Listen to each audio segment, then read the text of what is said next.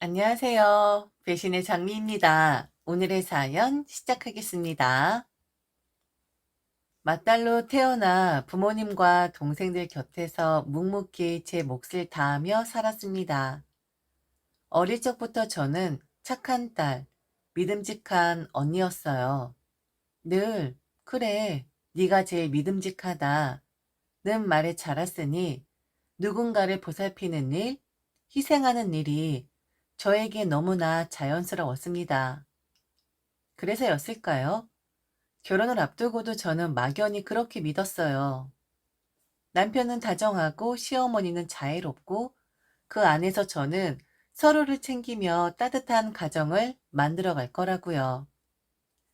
내 친정 부모님을 공경하듯 시어머니도 내 어머니처럼 모시고 살면 그게 진짜 가족이 되는 길이라 생각했죠. 그런데 인생이란 게 참 마음대로 되질 않더라고요. 제가 욕심이 좀 과했던 걸까요? 그래도 한 가지 다행이라면 그 모든 시간 속에서도 남편만큼은 진짜 내 편이었다는 거예요. 저는 평택에 살고 있는 40대의 여성입니다.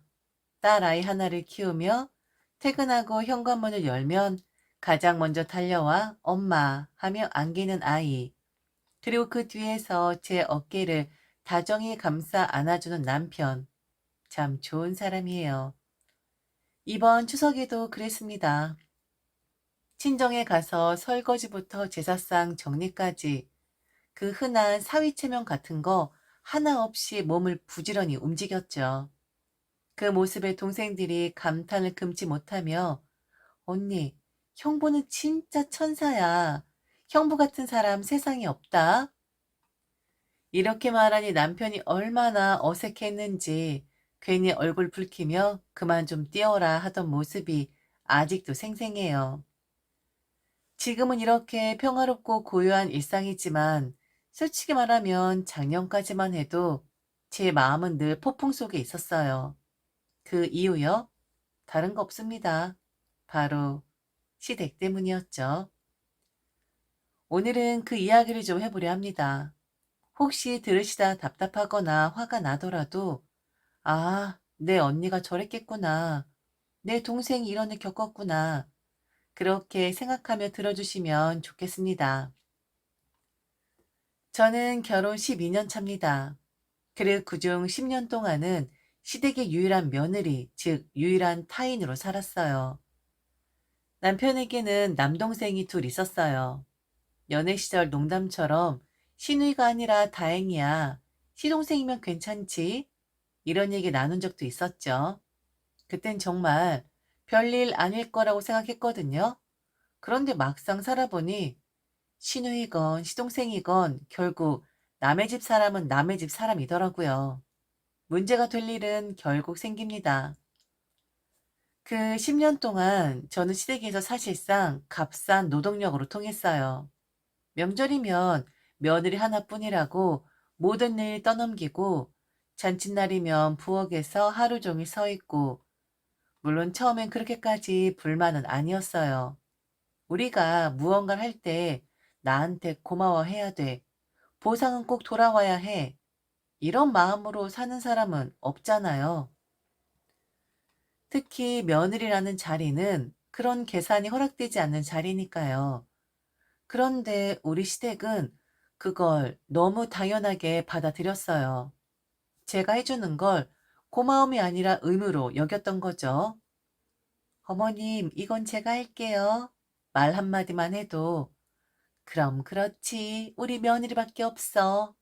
이런 따뜻한 말 한마디면 얼마나 좋았을까요? 그래도 참았어요.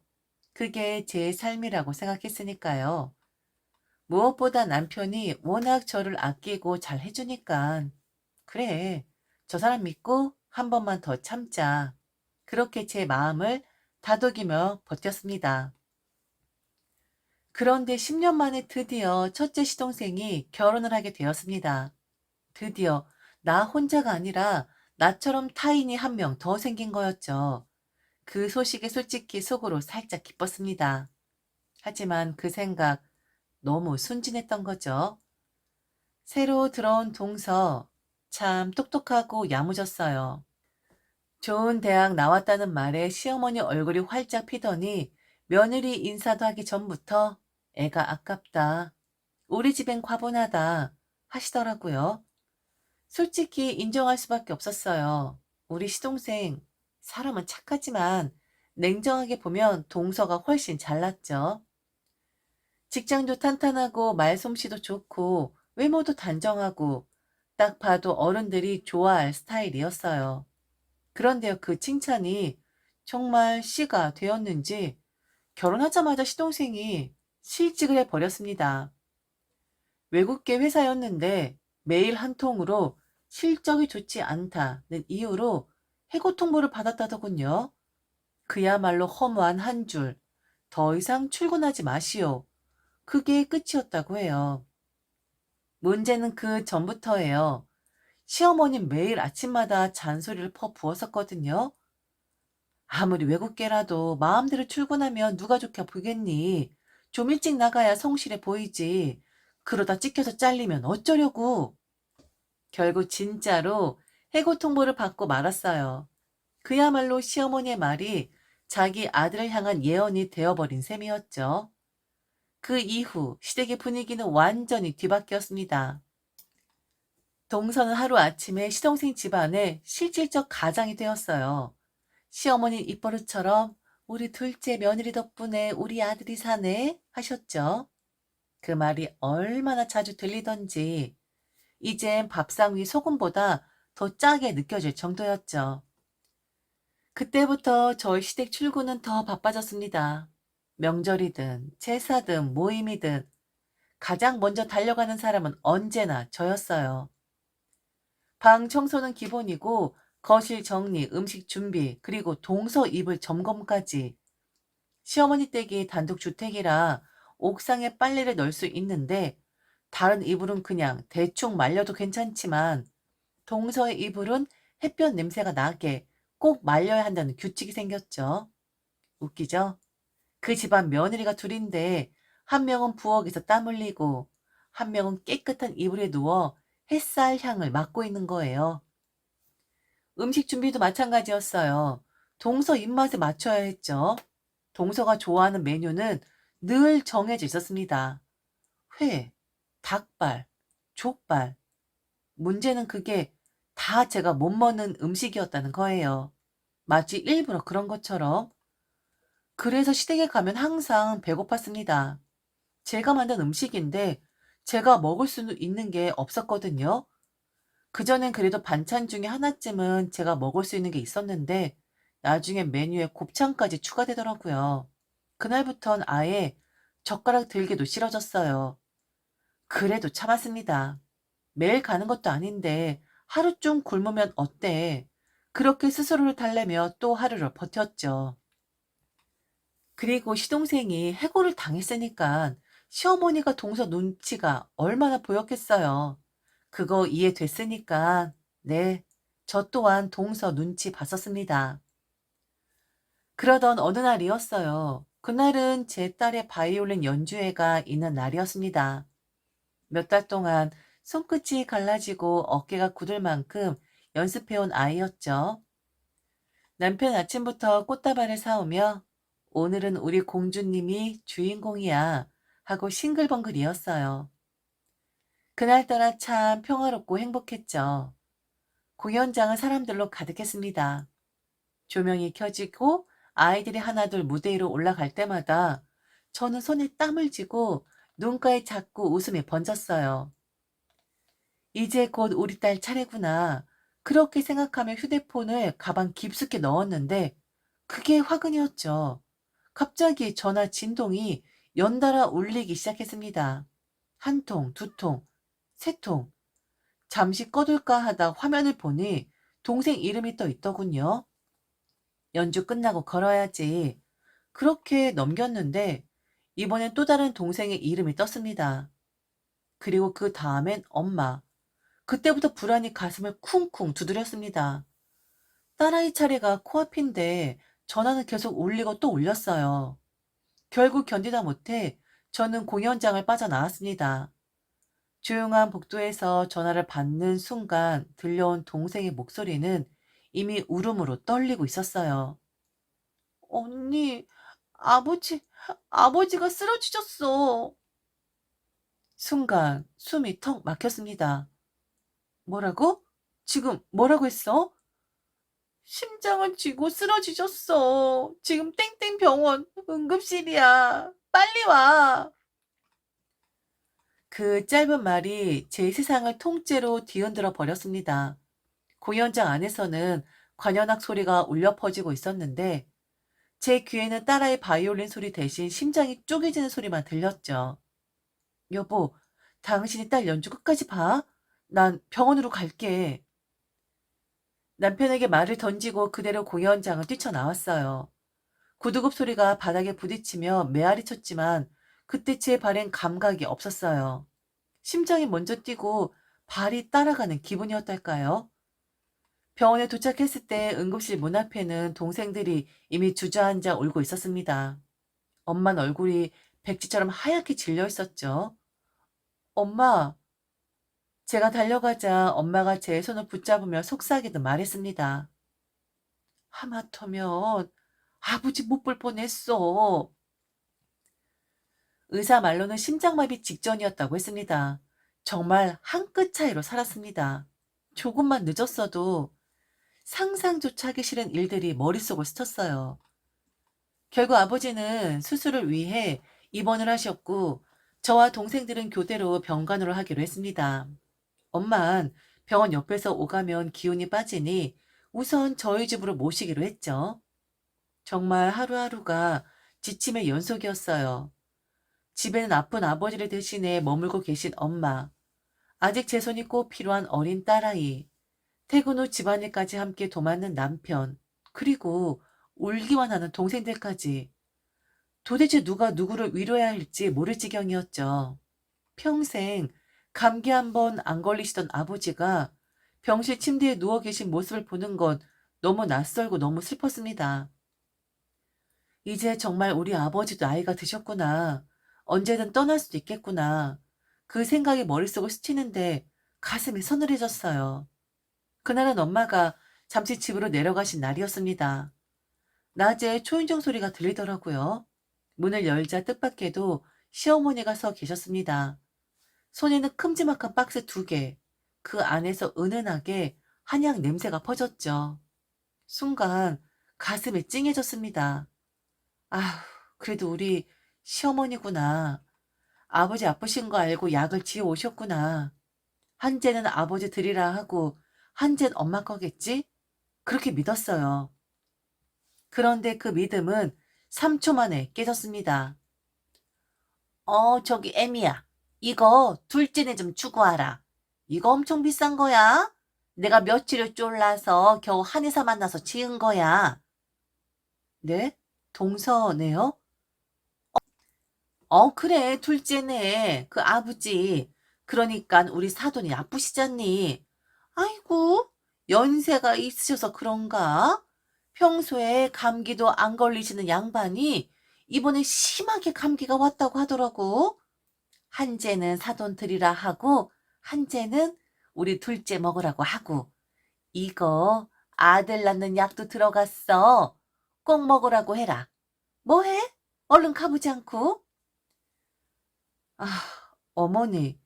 이런 건 어머니가 직접 전달하셔도 되는 거 아닌가요? 아니면 동서한테 오라고 하시든지? 뭐? 애미야, 너 좀 뭐라고 했니? 지금 너 나한테 대꾸리 한 거니? 대꾸리요?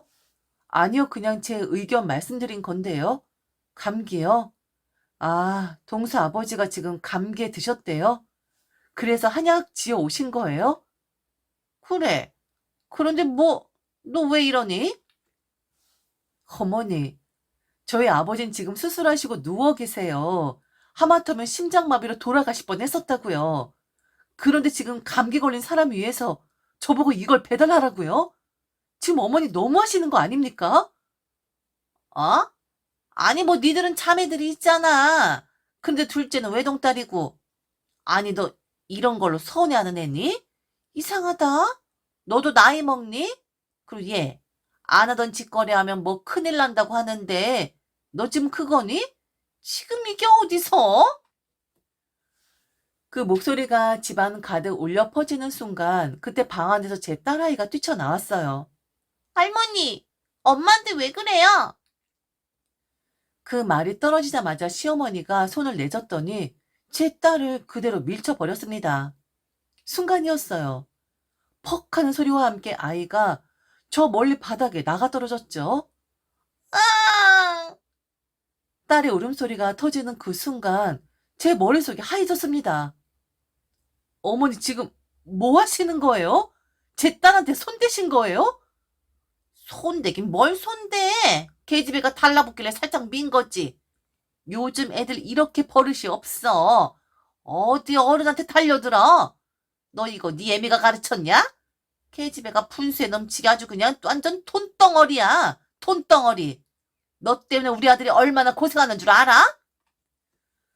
그 말이 떨어지는 순간 제 안에서 10년간 눌러왔던 분노가 폭발했습니다.